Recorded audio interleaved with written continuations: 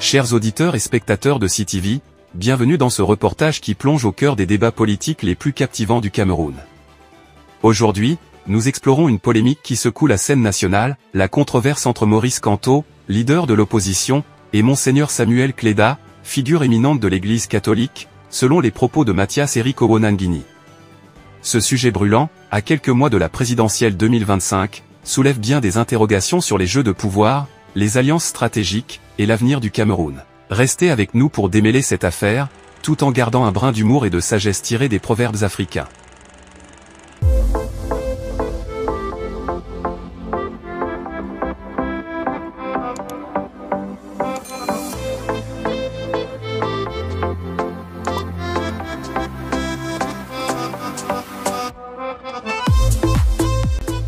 La présidentielle 2025 approche à grands pas et, comme on dit chez nous, quand l'éléphant bouge, la poussière monte. Dans une récente interview accordée à Radio France Internationale, RFI, Monseigneur Samuel Kleda, archevêque métropolitain de Douala, a qualifié de irréaliste une éventuelle candidature du président Paul Biya, en poste depuis plusieurs décennies. Cette prise de position a fait l'effet d'un feu de brousse, attisant réactions et analyses dans tout le pays. Mathias Eric Owonangini, politologue et vice-recteur de l'université de Yaoundé, n'a pas tardé à riposter. Selon lui, les déclarations de Monseigneur Kleda ne seraient pas innocentes. Il y voit l'ombre de Maurice Kamto, principal leader de l'opposition, qui, toujours selon Owonangini, utiliserait l'archevêque comme un pion dans un jeu d'échecs politique. Une stratégie subtile, mais révélatrice de tensions sous-jacentes.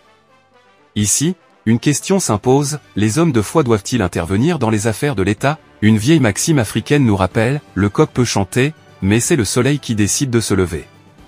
En d'autres termes, chacun a son rôle à jouer, mais où s'arrête la limite?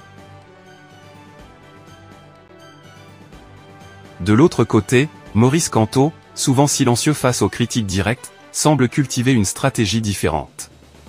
Ses partisans, eux, soutiennent que cette controverse n'est qu'un écran de fumée destiné à détourner l'attention des véritables enjeux, la réforme électorale, la gestion des ressources, et la transparence du scrutin à venir.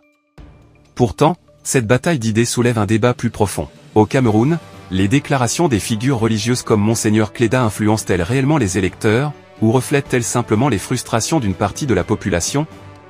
Comme on dit souvent, quand deux éléphants se battent, c'est l'herbe qui souffre. D'un point de vue légal et constitutionnel, la liberté d'expression est garantie, mais elle doit s'exercer dans le respect des institutions et de la neutralité de l'Église. Ce rappel est essentiel dans un contexte où chaque mot prononcé par des leaders d'opinion peut devenir une arme politique. Enfin, il est important de noter que cette controverse met en lumière un enjeu crucial, l'avenir des jeunes Camerounais. Quelle vision pour un pays où l'espoir d'un changement pacifique est souvent éclipsé par des querelles interminables entre élites?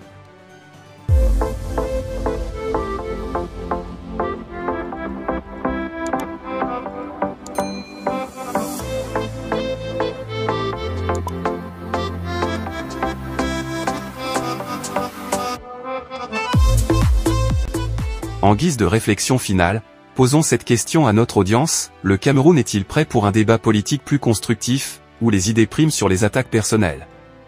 L'arbre ne tombe pas au premier coup de hache, dit-on souvent. Ainsi, bâtir un avenir meilleur demandera patience, dialogue et engagement.